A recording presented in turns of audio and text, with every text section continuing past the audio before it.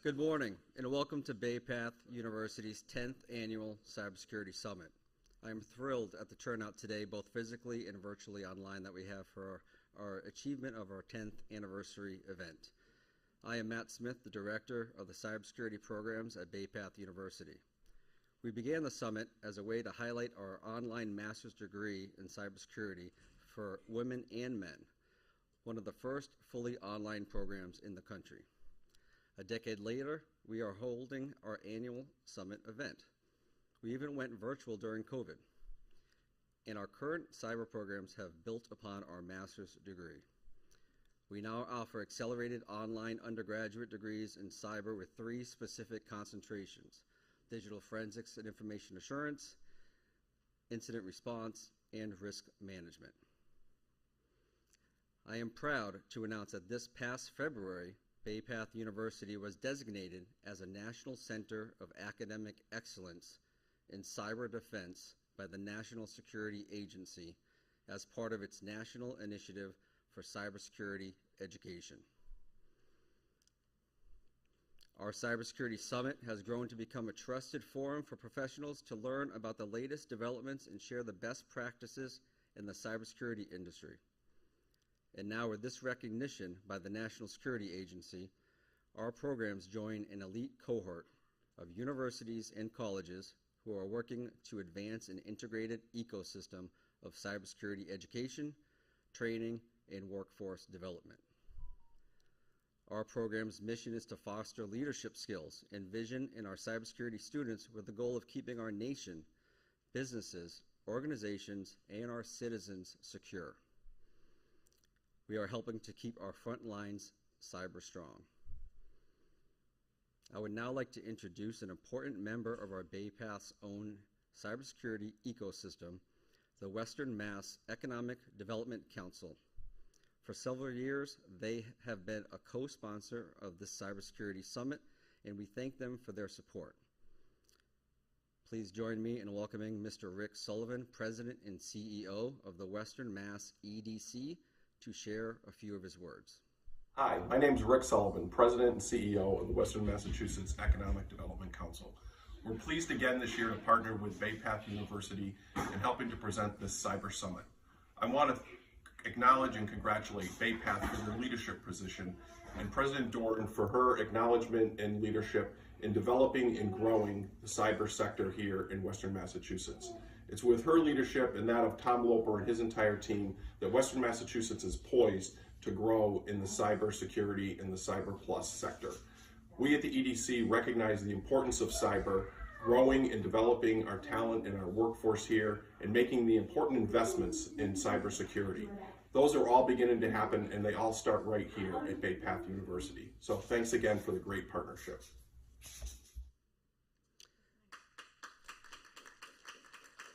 Thank you, Rick. He couldn't be here physically, but he did send that virtually just the other day, and he sends his condolences for not physically being here. But thank you very much. It is now my distinct pleasure to introduce President Sandra Doran of Baypath University.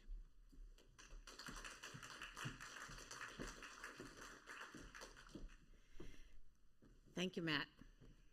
So good morning. It is my distinct pleasure to welcome you to our 10th, yes, our 10th annual Cyber Summit.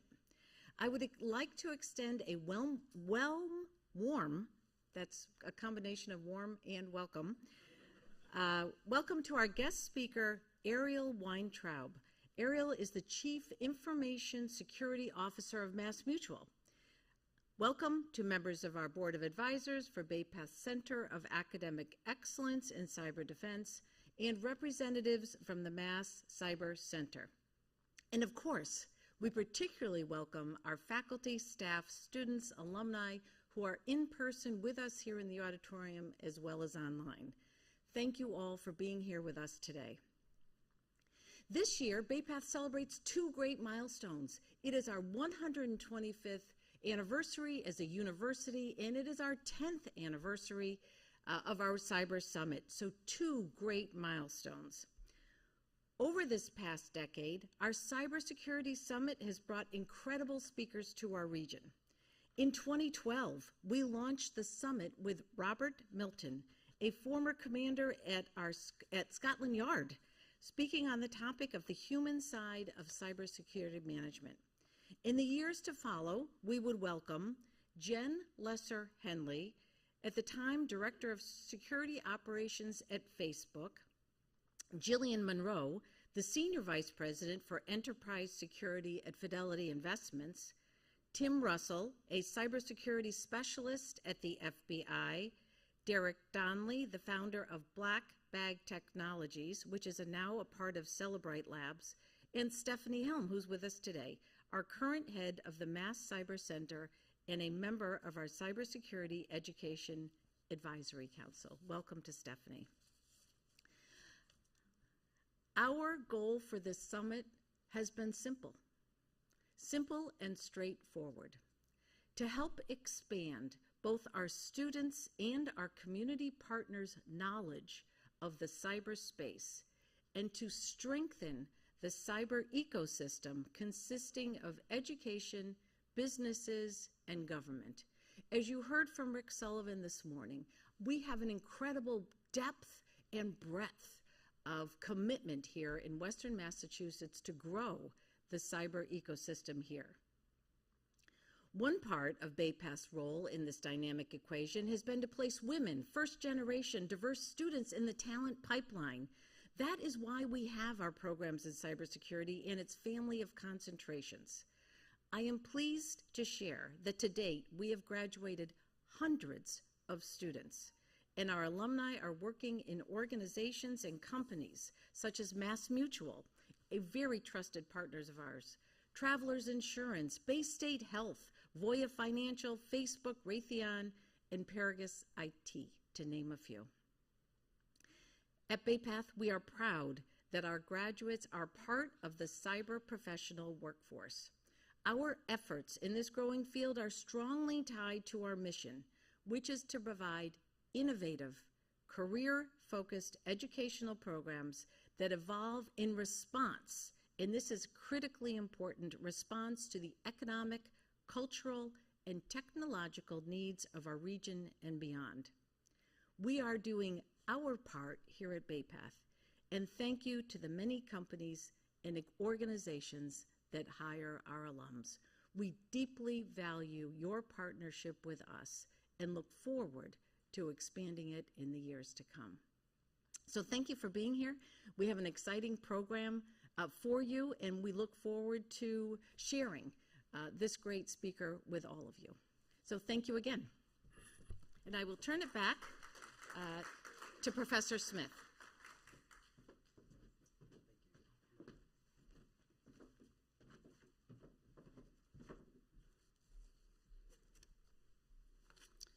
Thank you, President Doran, for those kind words. Each October, Baypath invites leaders from the cybersecurity industry to share their perspectives on the challenges that they are facing in this rapidly growing and changing industry. This year, we have invited Ariel Weintraub, who is joining us virtually from New York City. Ariel Weintraub is a CISO, and Head of Enterprise Cybersecurity at MassMutual. Ariel joined MassMutual in the fall of 2019 as the Head of Security Operations and Engineering, responsible for the global security centers and operations, as well as security engineer, security intelligence, and identity and access management. Prior to joining MassMutual, Ariel served as Senior Director of Data and Access Security within cybersecurity industries, where she was stationed at TIAA, where she led a 3-year business transformation program to position IAM as a digital business enabler. Before working at TIAA, Ariel was Global Head of Vulnerability Management at BNY Mellon, and she was part of the Threat and Vulnerability Management practice at PricewaterhouseCoopers as well. Ariel holds a Master's of Science in Cybersecurity from New York University, Tandem School of Engineering, and a Bachelor of Science in Business Administration from the University of Southern California, Marshall School of Business. Ariel has a passion for empowering women, especially the next generation of female cybersecurity leaders in our country, and for tackling these cybersecurity workforce shortages that we currently exist. In Massachusetts, it's now reached over 20,000 cyber openings, and nationwide, it's roughly 500,000 openings in cybersecurity positions, and globally, it's past millions. It is now my distinct pleasure to introduce Baypath's 10th annual cybersecurity keynote speaker, Ariel Weintraub. Thank you, and good morning, everyone. I'm really fortunate to have the opportunity to speak with you all today. I wish I could be in person, but I have a lot going on personally as well as professionally. So I took advantage of the world we're in today, where we have the opportunity to do these in a hybrid format, and I really appreciate that.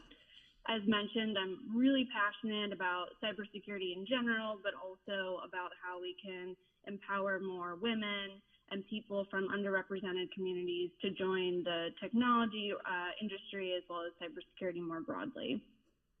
So when I was asked to speak today, I was really excited to think about, where I could have the biggest impact and the topics that I'm the most passionate about. And my talk today is about the combination of two topics that independently get a lot of focus and press, but not necessarily talked about in combination. So I'm really excited to share with you my thoughts on where I see the opportunities for data science in combating something that is continuing to be really challenging for the cybersecurity industry broadly, as well as this country more holistically. So before I get into the topic, I just wanted to share a little bit about who I am. I find it really important to bring the human element to myself as a leader. And I think oftentimes we forget that we are somebody else behind the scenes, that we are all of these other things. A lot of people talk about intersectionality, and I'm a true believer in that. I am the CISO at Mass Mutual, but I'm also so many other things that I bring to the table that help and complement the work that I do. So I'm excited to be able to share that with you, because I think that all of the aspects of me bring the ability to be creative in my role, to think out of the box, to be a problem solver, and to be a leader that I hope my team can look up to, because I come to the table as a vulnerable and human being at the end of the day. So just a little bit about my history. You heard about some of my roles, and I've been really fortunate to have worked in a number of large, mature organizations and have had the chance to build out some new functions. But how did I get into cybersecurity to begin with? I think it's an important story because, as we know, there are not as many women in the industry as we'd like there to be. And as mentioned just now, there's still a lot of shortages there. So I come from a more non-traditional background in terms of my educational history. I did go to the University of Southern California, USC, but it was a business major. And I did that because I actually am the product of two very technical parents. My father was an electrical engineer who created his own satellite phone company, and my mom was a programmer. So growing up, technology was obviously not foreign to me. It was something that I knew very well, and I dabbled in on the side. One of my favorite stories to tell is as a child, when most kids are studying for a test in elementary or middle school, they create flashcards to teach themselves how to remember things. And so, and I assume that still happens today, although technology has certainly evolved. But at the time, flashcards were the prevalent way of going about that. But for me, the daughter of a programmer, she decided that I should create my own Access database in order to teach myself how to use Access, as well as how to do it a little bit better, be able to use a system that identified the ones that I got wrong and gave me those back. So I tell that story because I've obviously been exposed to technology at a very young age, but I still tried to do something different. I, like many children, wanted to do something different than my parents. And so I, went to business school with an intention of a lot of different things. I wanted to go into psychology at one point, and I thought about being then in nutrition. Law school crossed my mind. Actually, architecture is something that I was also really interested in. So I didn't necessarily seek out ending up in technology or cybersecurity, but I found my way back there at the kind of near end of my undergraduate degree by falling upon some classes in the engineering school that were starting to be built around cybersecurity. At the time, there weren't really any official cybersecurity programs.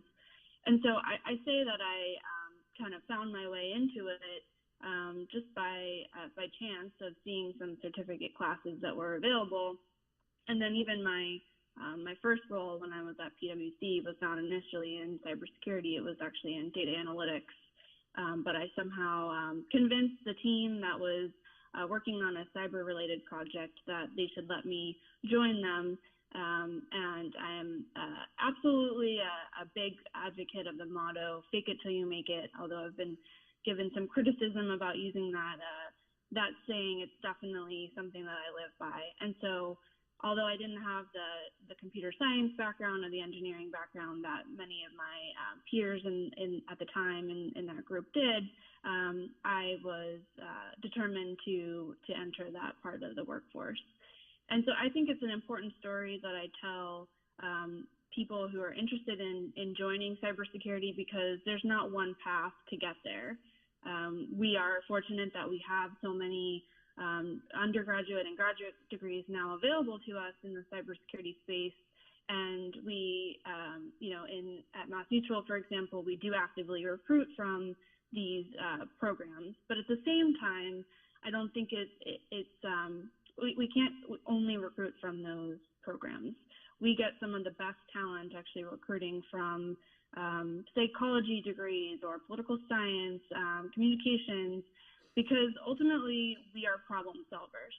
And we can teach cybersecurity concepts, but we can't teach something that we refer to as intellectual curiosity. And so we look for people from all varieties of backgrounds in order to help us solve problems. This is also a way to increase some of the representation of people from diverse backgrounds, because we know that there's still a certain demographic that is more concentrated in the computer science and engineering space. So by broadening the market of people that we are recruiting from, we're also broadening the opportunities for increasing diversity. I just wanted to share a little bit about that because it's a big part of who I am. Last thing I'll say on myself is, outside of my day job, I also am on the board of a nonprofit organization called One in Tech, which is ISACA's new foundation. And one of our recent missions for One in Tech is to create scholarship opportunities for students who may not have had the opportunity otherwise to attend school. So whether this be women, people of color, people who are first-generation students, those are the targets of who we want to have an impact on. So I'm very passionate broadly about this topic, and happy to, at the end, take any questions about my space in that. But I'll move on to what I want to talk about here today. And first, I'm going to take you on a little bit of a background journey on a couple of topics before I really introduce this idea of where data science can have a positive impact on our ability to have an influence and detect and prevent against supply chain attacks. So I first want to start out with this. There's a lot of news every day, right, about cyber events that are happening, and sometimes we conflate or confuse the difference between a third-party incident and a supply chain attack. And there are certainly overlaps between them, but I first want to explain what the difference is. So third-party incident, think about where the event happens within the four walls of that particular third party, and perhaps the impact is then both direct and indirect, to their customers. Directly, the cyber event has happened to them, and maybe the threat actor that has compromised that particular third party now has access to customer information, and so this then has impacts to their customers as they are a customer of that third party. Differentiating that between what we refer to as a supply chain attack, in which there is an impacted third party where the event first happens, but most likely the impacts are felt downstream somewhere in the supply chain or in the business process that's leveraging the third party. So I like to think about it as differentiating between more of a data breach, or the data that's compromised with the third party having an impact on the customer, versus the most obvious example of the supply chain attack in recent years is the Solarwinds Compromise, where the threat actors compromised the software that Solarwinds was pushing out to their customers, and then the customers were then impacted directly based on running a vulnerable version of the software that had been compromised at the third party. So it's a bit of a small nuance between the differences. And again, there are third parties involved in a supply chain attack, but they're important to differentiate against because the controls that we put in place differ depending on the type of event that we're referring to. Unfortunately for both third-party and supply chain attacks, we as organizations can't prevent them, right? We also can't not do business with third parties. Third parties play an incredibly important role in our business ecosystem, and it would be mostly impossible to operate entirely independently without any third parties. So, we have the risk of doing business with a third party, but ultimately the business benefits of doing business with a third party outweighs the potential risks. And obviously cyber-related risks aren't the only type of risk that could occur with operating with a third party. The analogy that I actually used recently with my own executive team was thinking about mosquitoes. So not every mosquito is carrying some sort of disease, but some do. And so we have measures in place to prevent against potential disease if we are stung by a mosquito. But we wouldn't not go outside just because there might be one mosquito in the ecosystem that has disease. So we still go outside and we use bug spray. Maybe we wear longer pants. Maybe we use a citronella candle. There's all these layers of defenses that we use. But ultimately, we're not going to not go outside. And so that's a simple analogy that I came up with recently to explain, why we need to continue to do business with third parties. So focusing more on supply chain, this is where we're starting to see, more and more of this evolve in the news. And in particular, this has created a new type of concern for organizations defending themselves against cyber-related attacks. And that is what I refer to as the opportunistic attack. A lot of cybersecurity organizations create a risk profile in which they are measuring their inherent risk based on multiple factors. And one of those factors is the type of business that they do and who their adversaries might be based on the type of business that they do. Obviously, government agencies have a different risk profile and different types of threat actors who might be more focused on things like espionage, whereas private companies have a very different profile that their bigger focus might be on e-crime and financially motivated threat actors. And so historically, we've been able to better segment not only our threat actors, but also the types of attacks that are typically associated with these various types of threat actor groups, just purely based on the type of business that we operate in. But now what we're starting to see is what I referred to here as an opportunistic attack, where threat actors are getting smarter and realizing that they can take advantage of exploiting one company and having a broad impact on a number of maybe unintended targets. So if you go back to the Solarwinds example, this was likely, a Russian-based attack, right, where their attribution can be associated with specific targets and ultimately likely more government-focused targets. But in the end, there were hundreds, if not thousands, of organizations that were opportunistically impacted. And while they may not have been the actual target, and we may or may not know whether any of their own information was compromised or their networks were infiltrated, they still were impacted. And so we're starting to see this evolution of threat actor impacts being much broader than just segmenting them by the specific type of industry or business that we operate in. And so no longer can some of the smaller companies that might think they're not on, the radar or the profile of some of these advanced persistent threat type groups. Well, now we have these opportunistic attacks where they may get caught up in indirectly some of these incidents. And so supply chain attacks just further this risk for organizations that we now unfortunately have to deal with and have to think about differently.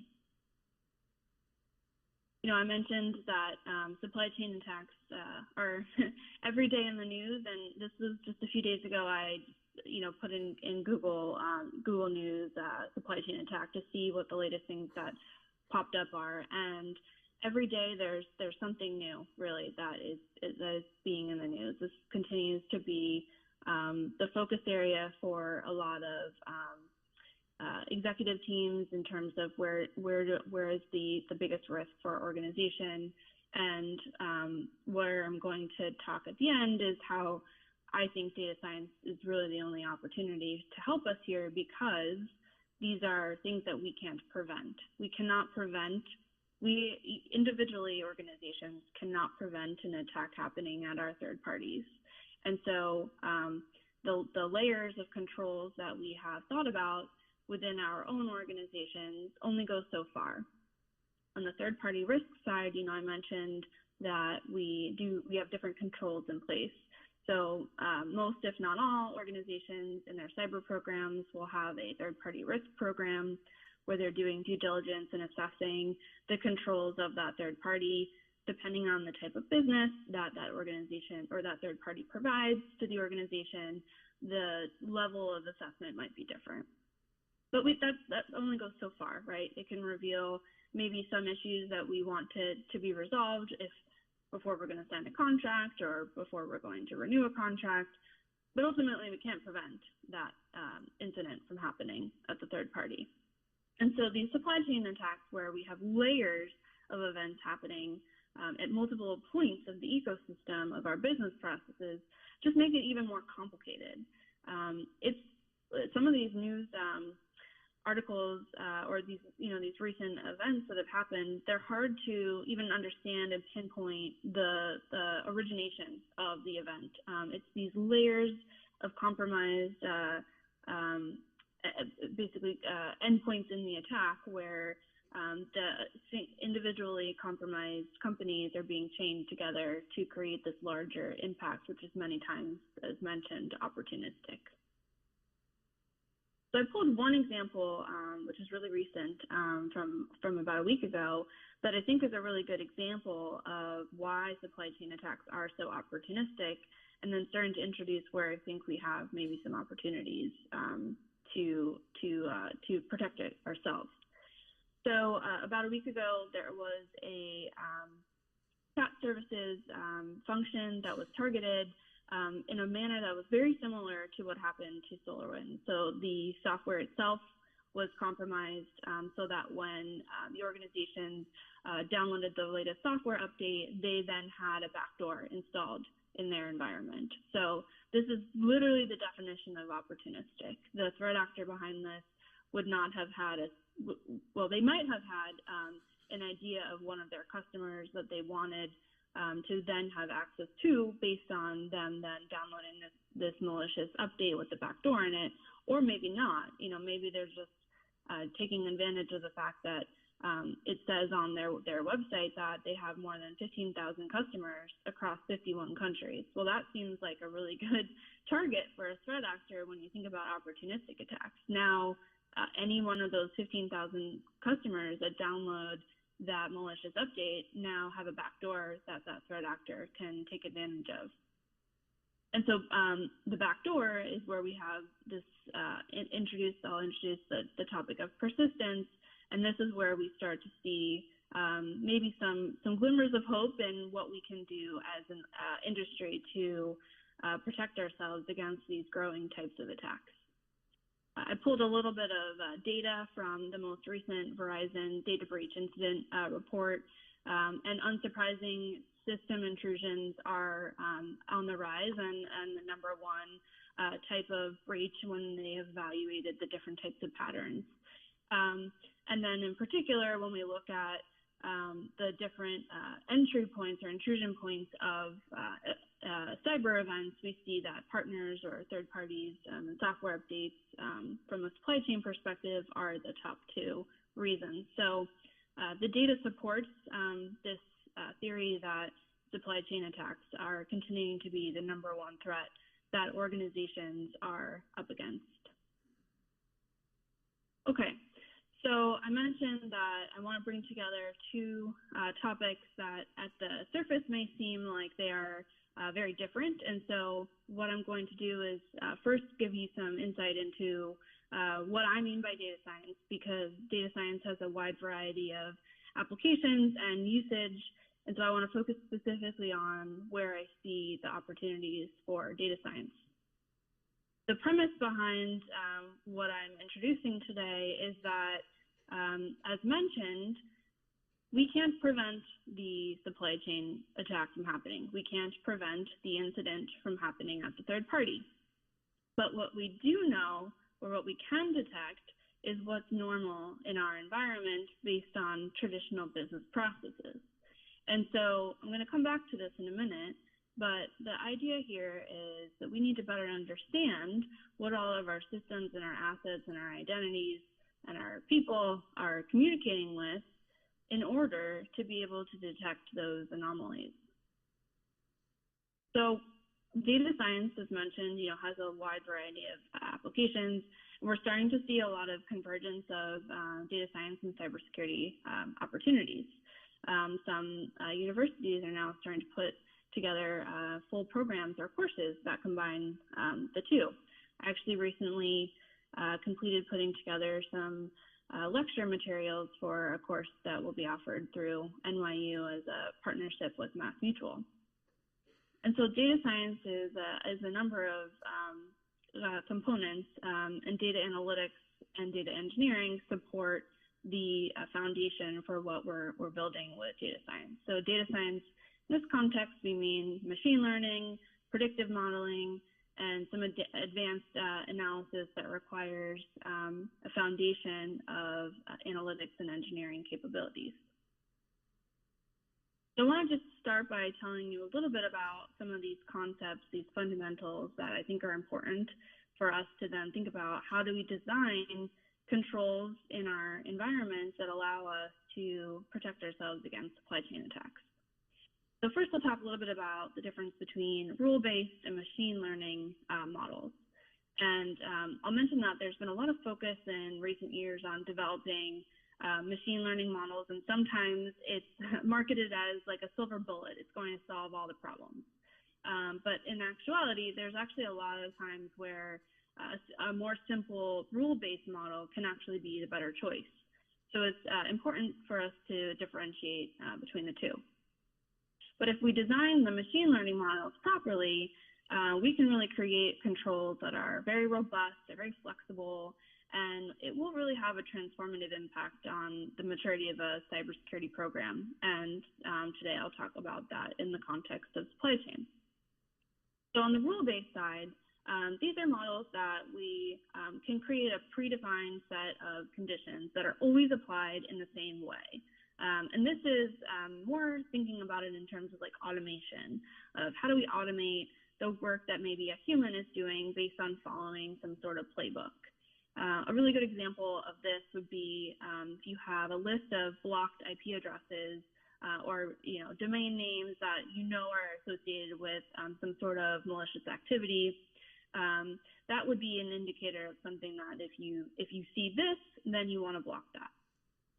So rule-based controls, you want to consider when the underlying decision is simple, and every time it occurs in that way, you want to take the same action.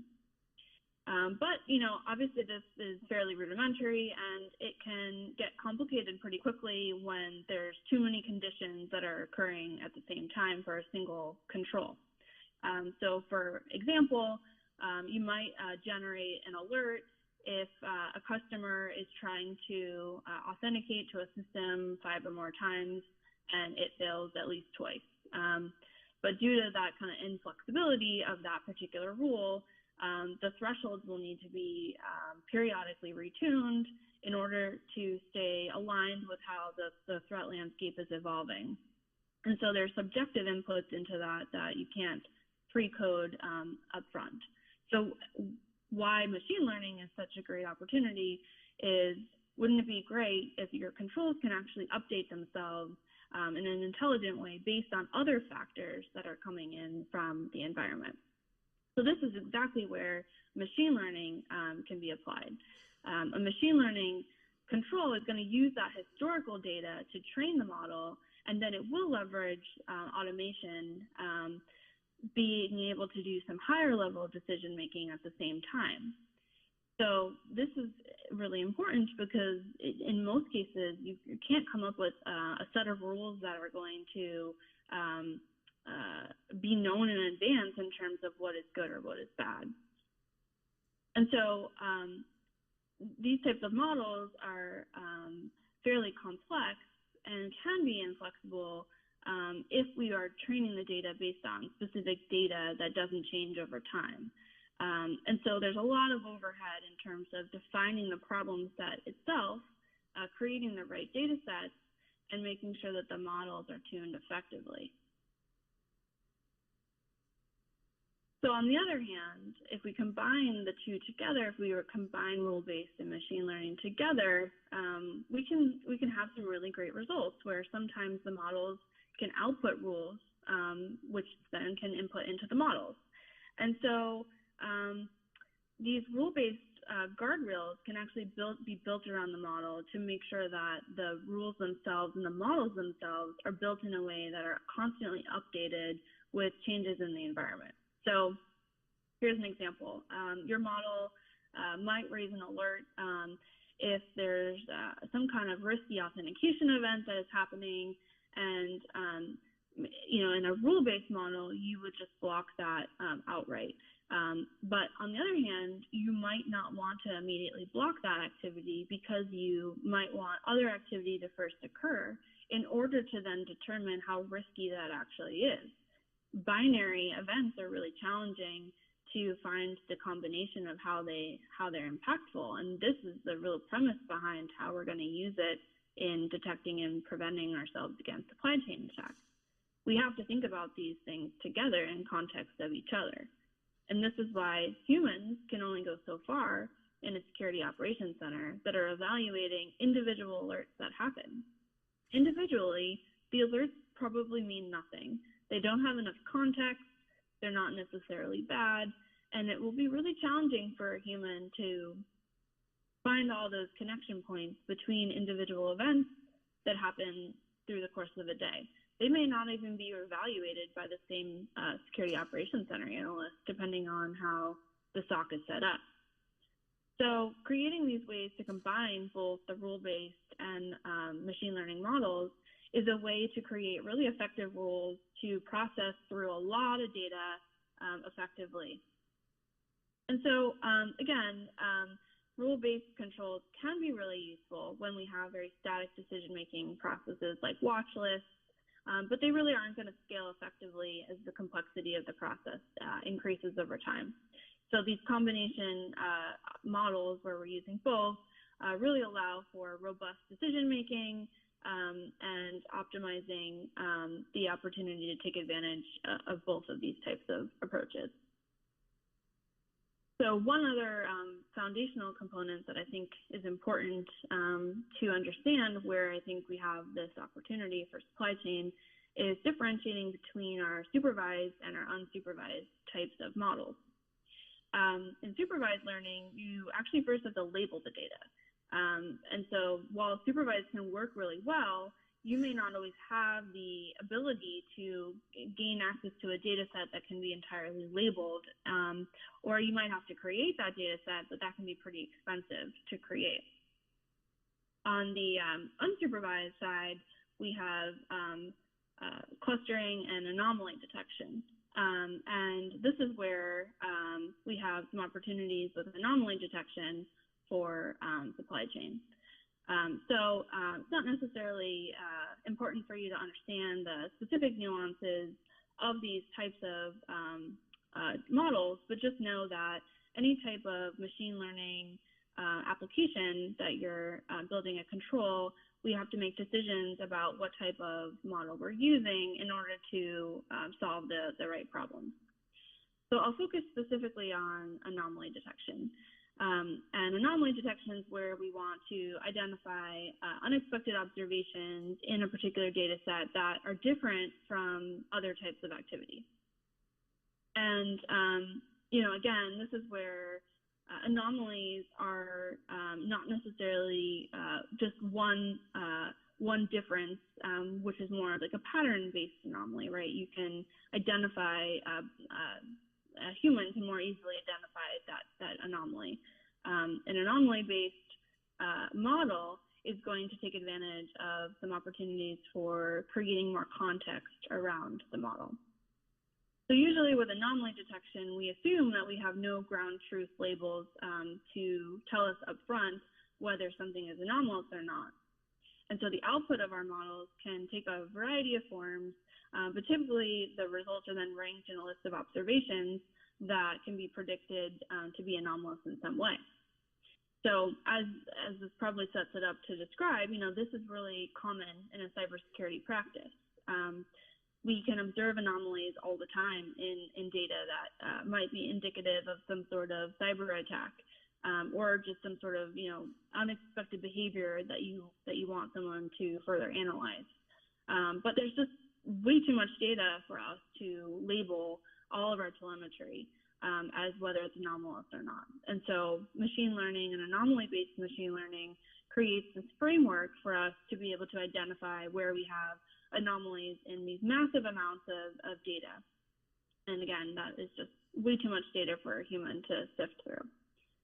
So by creating these statistical techniques, we have the ability to quantify differences between the observations in a really rigorous way. And that's because an observation is different from the rest statistically, but it doesn't necessarily mean that it's an anomaly, and it requires the analysis over time with additional context to be able to determine whether it is. So not an easy model to build, but it can be really beneficial over time if we set it up correctly. So there's actually multiple kinds of anomaly-based models, and one of them is point anomalies, where you can just easily identify that the particular event is far off from the rest of the data. But this is going to be less impactful where we have the need to understand the business context around the event. And so another type of anomaly would be contextual anomalies, where the abnormality is very context specific. An example would be, it might be normal for an employee to do a particular activity, but if they do that same activity at 3 in the morning, that's more anomalous. That's an example of needing context in order to enrich the data and have the identification of that anomaly. But a lot of times the conditions for a contextual anomaly are actually quite subjective, and so it can be difficult to build those up front. And so the last type of anomaly detection that is the most beneficial to us is collective anomalies. And this is where we involve a series of related observations that are only anomalous when you look at them together. And so back to what I said earlier about a security operations center, these are things that is really difficult for a human analyst to detect on their own, as well as the fact that the same analyst might be looking at different alerts and not be connecting the dots together. So collective anomaly detection allows us to be able to differentiate anomalies that wouldn't be anomalous by themselves. And so in a few minutes here, when I start to talk about how data science can really help us with supply chain attacks, just remember this point about collective anomalies, because the key is to be able to draw conclusions from multiple events that in of themselves might not actually mean anything. And so a very common example of anomaly detection that you might have heard of is a type of a tool in the cybersecurity space called User Behavior Analytics, or UBA. And there's a whole market now out there for these out-of-the-box UBA tools that are trying to formalize kind of this way of creating anomaly detection using a simple approach that should be more just kind of plug and play, but I'll explain why that doesn't necessarily work. Okay, so thanks for sticking with me through all that background on what data science means here, but I think it's important as we start to think together about how we can use this as a way to protect ourselves against supply chain attacks. So I mentioned at the beginning here that the concept is we really need to find who's communicating with who.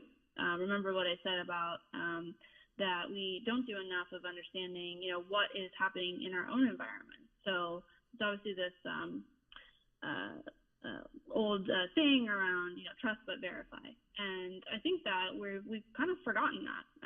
We have started to just really trust the software that is provided to us. We assume that software or software update that a third party is providing is secure because it came from this third party, or maybe not necessarily secure, but we assume that it doesn't have, a compromised backdoor in it. And so we've started to forget this really important theory or concept of trust but verify, and we need to come back to that as part of using data science to help us. So you may have heard of a framework called the MITRE ATT&CK framework. It's essentially a series of categories of the types of events that could happen in the phases of a cyber event. So starting from reconnaissance, where a threat actor is looking for gathering information about your organization, all the way to the end in terms of what the final impact is if you're compromised. The MITRE ATT&CK framework gives us specific techniques mapped to these individual categories for the types of events and activity that we should be either looking for, detecting, or blocking. So why is this important in the context of supply chain? Well, as I mentioned, we cannot prevent a supply chain attack. We have no control over what happens in our third parties. So we have to use a framework like MITRE. There's other frameworks out there. We need to use a framework like MITRE in order to identify where are the times where we should be seeing something anomalous that could be indicative of something in our environment that was compromised further upstream in the supply chain.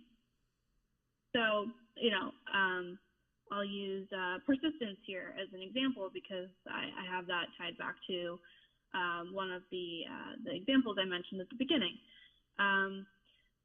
There are certain pieces of software in our environment that are constantly calling home to something else. So, for example, we have browsers that run on our machines that are set to auto-update.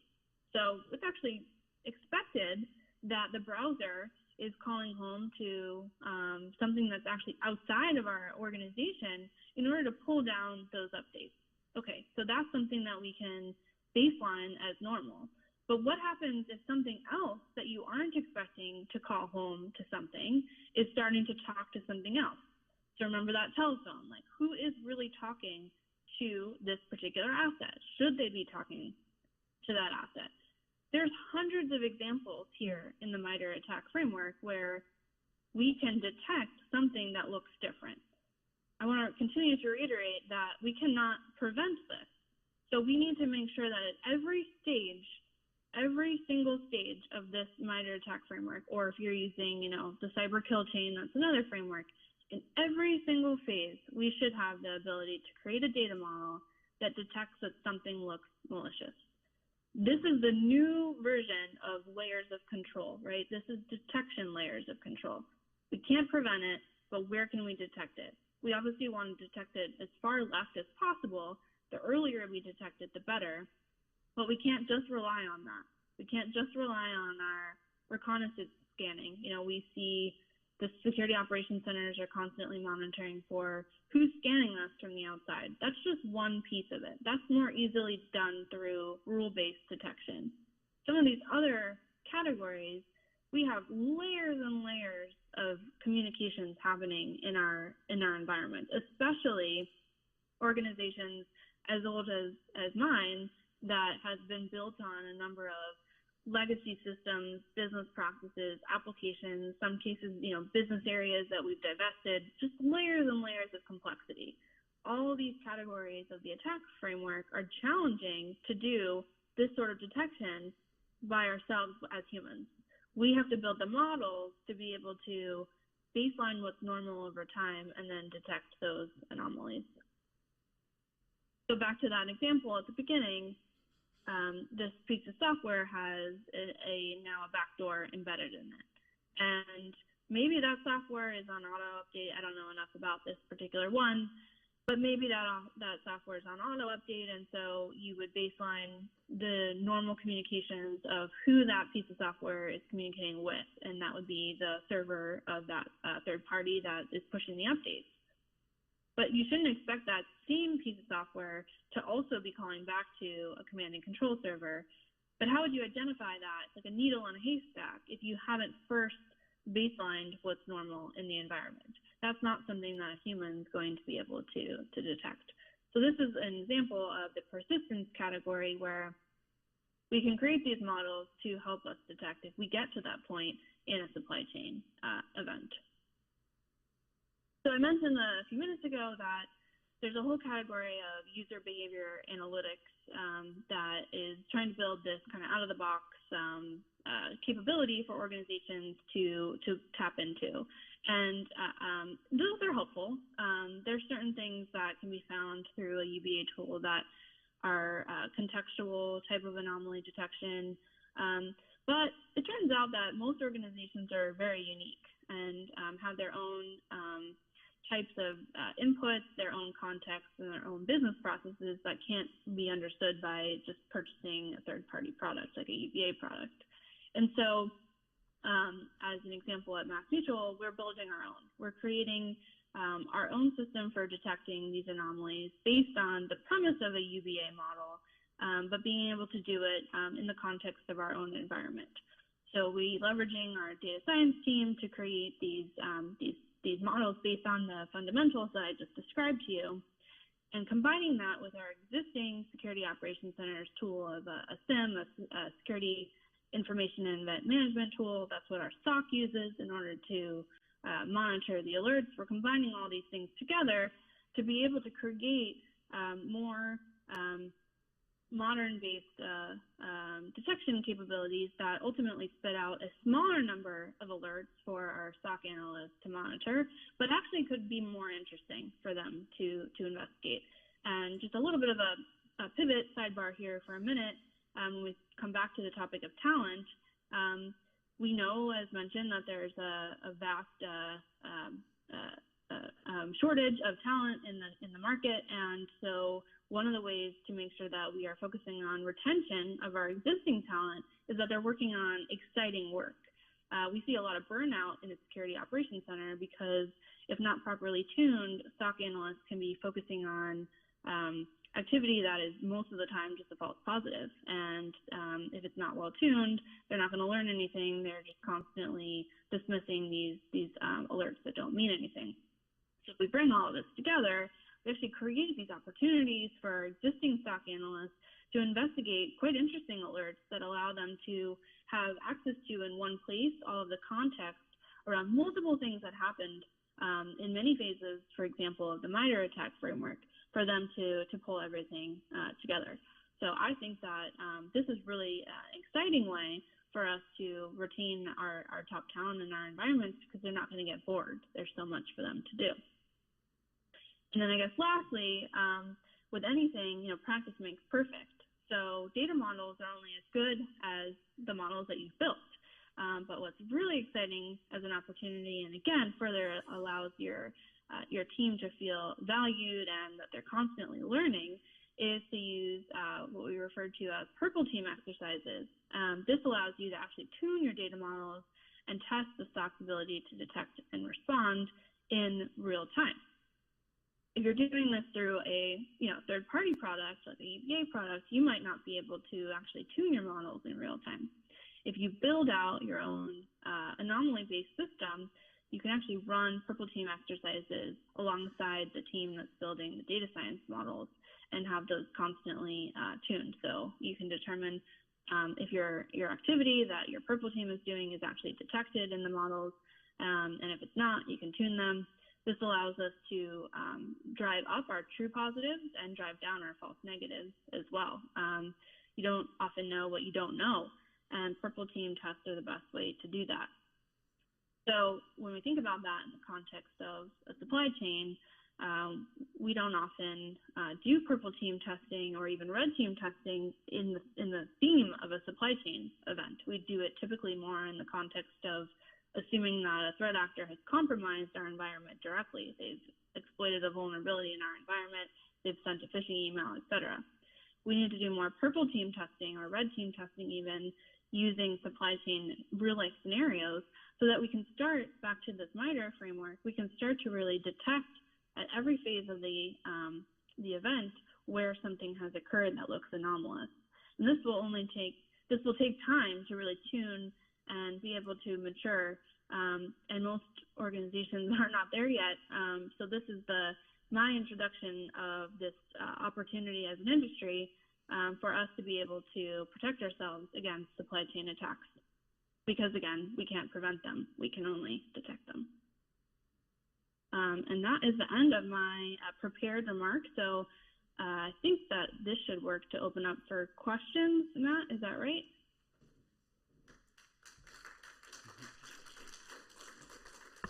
And I just not sure I can hear the room, but I just want to thank you for listening to me today. As mentioned, I'm very passionate about all these topics and cybersecurity in general, so I very much appreciate your time and allowing me to speak to you all today. So I'll turn it back over to you, Matt. Yeah, definitely. Ariel, thank you so much for that informative and very insightful presentation. So once again, a round of applause for Ariel, please. As you can imagine with this information that you just presented, we do have a few questions that came in. First, for the audience that are here in person, if you have a question, please come forward to the microphones in the aisles to raise your questions, and I will call on you accordingly. In the interim, I will state a few that have come in through the radar. These are to you, Ariel, but I'll chime in if necessary. The mosquito metaphor was brilliant. Help put things in perspective on your presentation. How do you recommend reviewing parts of your supply chain? What should we look for that will show us a piece of our supply chain is cyber weak? So I think that we have to start with our business partners, and I didn't cover that here, but that's the biggest opportunity for us as cybersecurity organizations is better connection with our business partners, because a lot of times the exploitation of the weak link in the supply chain is because of a lack of knowledge about how that business process is actually set up. So there's a lot of focus now on the term resiliency. Cyber resiliency is something that a lot of organizations are starting to focus on, and it actually allows us to think differently about our typical business continuity or disaster recovery type planning, where we think more broadly about what are our business processes and what are the links in there. So to directly answer your question, I think the weakest link in the supply chain is the one we don't know about. A lot of times organizations have even gaps in their asset inventories of their on-site software, or even what third parties they're doing business with. And so in order to be successful in detecting the supply chain attack that's occurred in our environment, we have to make sure that we have even all the insight into what all those components are. So starting with the business and documenting the business processes and then how technology integrates into those business processes. Great, thank you very much. We do have an audience member. Sir, please go ahead. Thank you, Professor. Can you hear me okay? Yes, sir. Yep. Okay. Ms. Weintraub, thank you very much for your presentation today. It was very informative. My name is Dick Brooks. I'm from Reliable Energy Analytics, and I work on CIS's Supply Chain Risk Management Task Force. And one of the areas that's getting a lot of attention this year is software bill of materials. So I'd like to hear your thoughts on how software bill of materials fits into your supply chain risk management and vulnerability monitoring practices. Thank you. Yeah, absolutely. So SBOM, or as you mentioned, software bill of materials is an important component of knowing what is in our environment. So it kind of ties to what I just said about the weakest link is what you don't know about. The well-known vulnerability log4j that was disclosed in December of 2021 is a really good example of where having a complete software bill of materials helps us with our incident response or vulnerability management practices. Log4j is a public utility tool that's embedded in many third-party tools, as well as used ourselves in our own software development. And so a lot of organizations were struggling when this vulnerability was disclosed to identify all the places that Log4j was actually installed. It's a little easier to do in your homegrown applications because you probably have some sort of static code analysis tool that you can use to scan for that particular utility being called. But what about all your third parties that are actually using that embedded in their own code? In a lot of cases, you don't have access to their code, and so you wouldn't necessarily know what's embedded. So I strongly agree and believe that the SBOM focus is really important for us as organizations to have insight into what these utilities or components that our third parties are using in order for us to then know where our weakest links are. Going back to, I mean, it's an incredible example of supply chain because we only have control over fixing what we can in our environment that we control. In many cases, we're at the mercy of our third parties for them to provide us an update if they're turn out to be vulnerable. So sometimes we are just waiting for the third party to tell us yes or no that they aren't actually vulnerable. Another good example, I think maybe over 10 years ago, was a well-known vulnerability called Heartbleed. Most software providers were also impacted by Heartbleed, but organizations had to wait for their third parties to tell them whether or not they were not vulnerable. And then, unless you're doing some really manual and really intense pen testing yourself on every piece of software that your third party provides, you're sort of just trusting that your third party is telling you that they are or they are not vulnerable. So strongly believe that SBOM is a critical component of having the data in order to know what actually is in our environment. And then I think that can play into where we create models to look for the anomalies of what those particular components of our software are actually doing. Great, thank you. For those that are novice, what is the main difference between cybersecurity and data science in your mind? What's the difference between cybersecurity and data science? So I would say they're entirely different disciplines that have an opportunity to be combined. So data science creates the foundation for a number of types of applications. For example, a non-cyber related use of data science is in underwriting. So I work in an insurance company where data science is heavily used for underwriting the policies for our policyholders. Whereas cybersecurity as a discipline is the program that we have in place to detect, prevent, respond to cyber-related events. Data science models, as I was describing, gives us the ability to leverage the machine learning type the power of machine learning to create more effective controls in our cybersecurity program. Yeah, that's fantastic. I could not agree more. That's why here at Baypath University, we actually have two unique graduate degree programs, one in data science and one in cybersecurity as well. There's definitely a lot of overlap, but it's very robust as individual entities on their own. So that's why we offer two separate degrees, but you do get the synergy when you take them, so you can see the cross comparisons, specifically such as artificial intelligence and so forth. So thank you for that answer. Another question that popped up was, how hard was it to get into your cyber journey as a woman? Did you notice a lot of obstacles on your journey up to CISO? So I would say that the obstacles for me were oftentimes in my own head.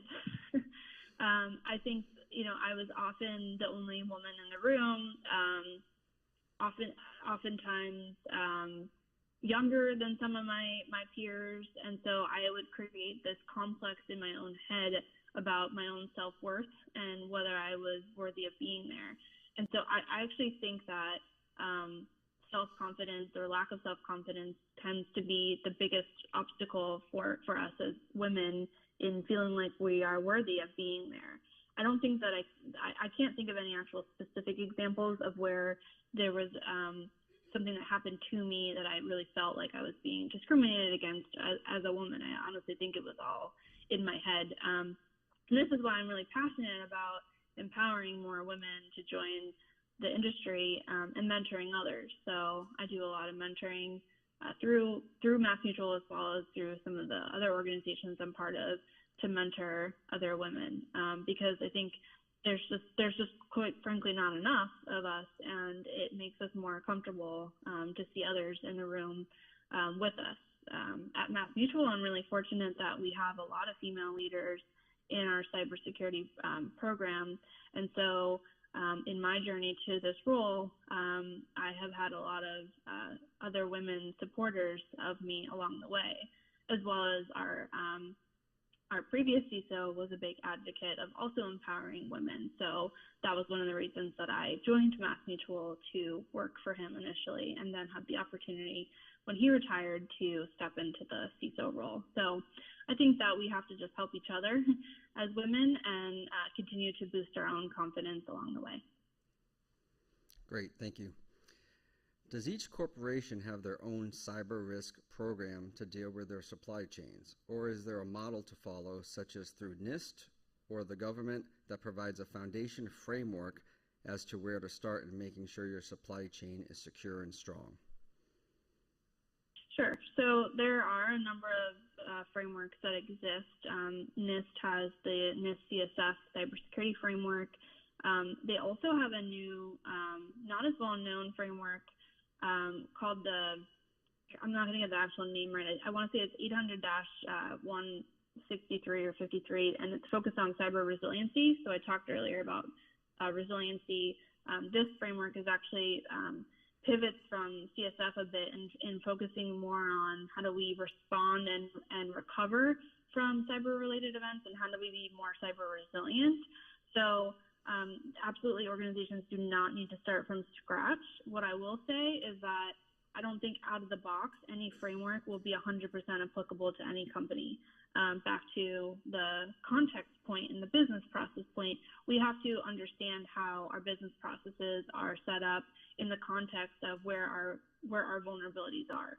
So there are certainly frameworks out there that help us to frame the areas where we need those controls. And again, I think the MITRE ATT&CK framework is a really good way for defining the phases for where we need to do detection of things that happen in the context of a supply chain attack.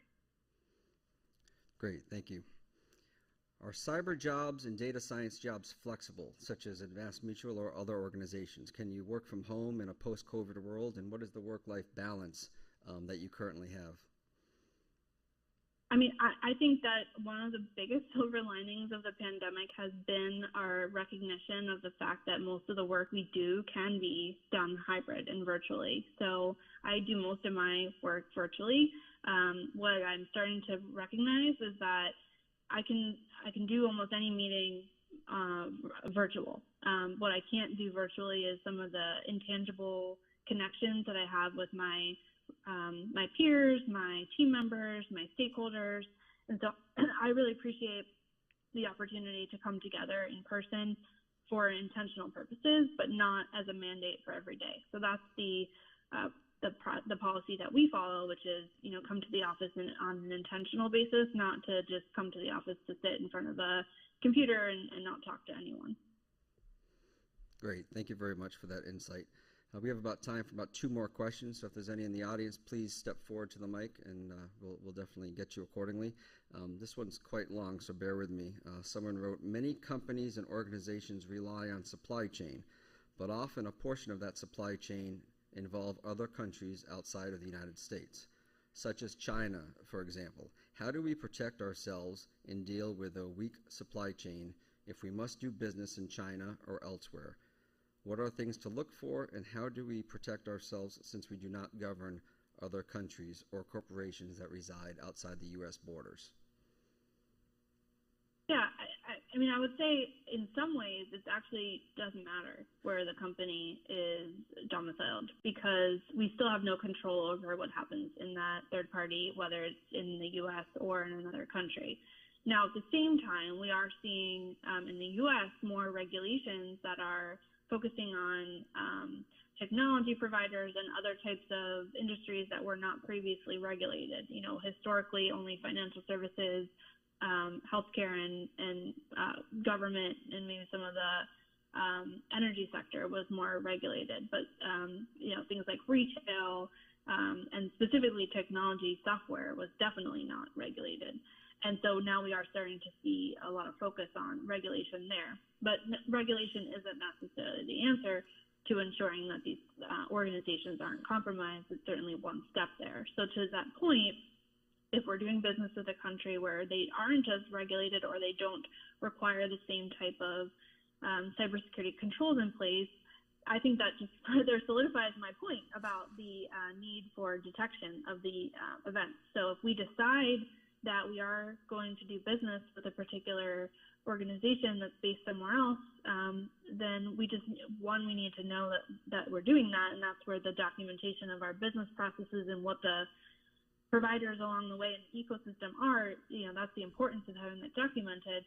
But I think this is precisely why I strongly believe that data science is the only way to protect ourselves, because if we can't prevent it from happening, we can only detect it. So if we're doing business with a company in China, for example, we need to ensure that we have threat intelligence associated with threat actors that are more targeting organizations that are based in China or Chinese-based attacks, and then have those as the indicators into our model. So this is where I think opportunistic attacks gets a little bit dicey, because we do have to think about where, if you are using a software that is based in China, and there's particular targets, and China's on a particular target list of something based on the geopolitical threats associated with that region, and you're leveraging a capability that is also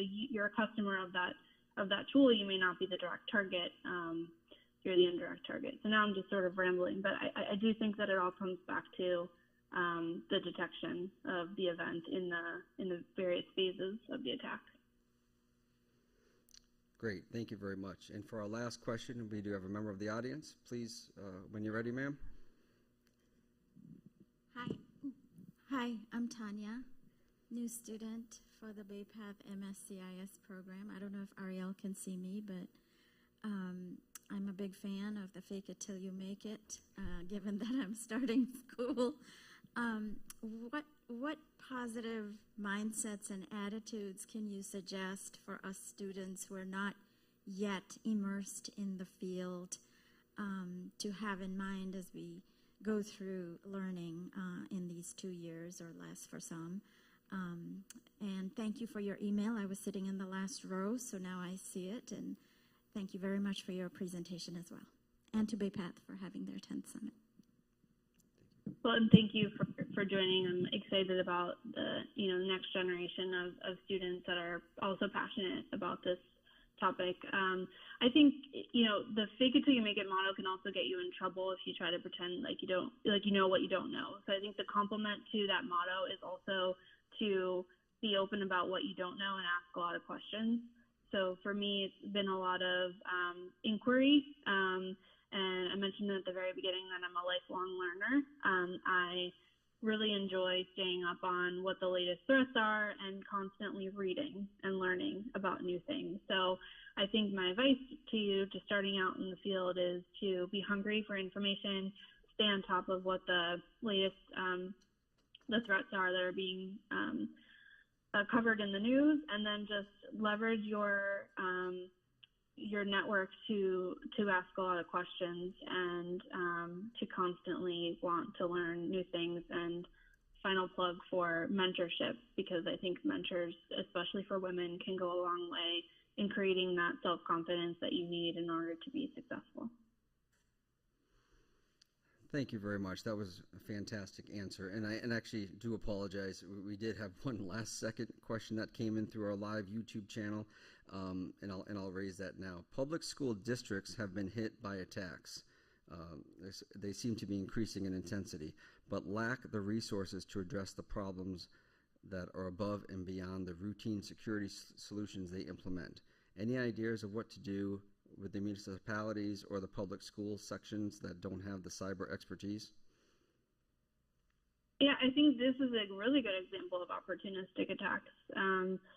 It's also true of like smaller credit unions and smaller financial organizations that don't have the resources to be able to defend themselves. I honestly don't know that I have a good answer to this. I think we have to do more as an industry and as a country to help others along the way. There are a number of sector-based sharing organizations that are intended to help all sizes of organizations. So, for example, I work in financial services, so I'm part of the financial services ISAC that is inclusive of from the very smallest credit union to the largest global bank, and it creates opportunities for information sharing across the sector. I'm not as educated on the opportunities that exist for information sharing within, the educational space, but I think that's the solution to that, is that we have to do more information and intel sharing within that sector, but also more broadly across sectors. And this is a soapbox of mine that I could get on for a while in terms of the importance of more public-private partnership in the United States, because we have a more formal line between government and private sector in the United States that I think sets us up for more attacks than it needs to be. I think if we're doing more information sharing within sectors, across sectors, and with our government partners, we'll be better protected.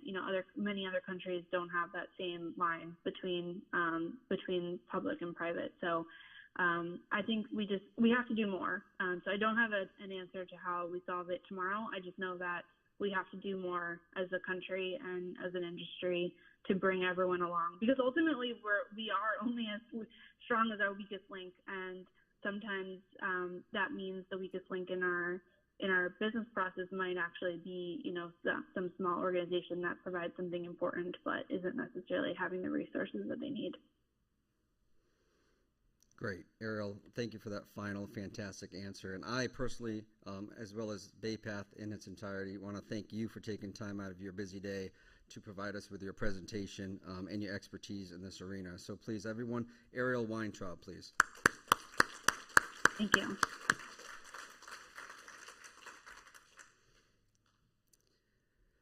Thank you for everyone for attending our 10th Annual Cybersecurity Summit, and a special thank you to our guest speaker, Ariel Weintraub. For those who have registered, we will be sending out a brief survey, so please give us your feedback when you can. We look forward to seeing you at next year's 11th Annual Cybersecurity Summit. Thank you for attending.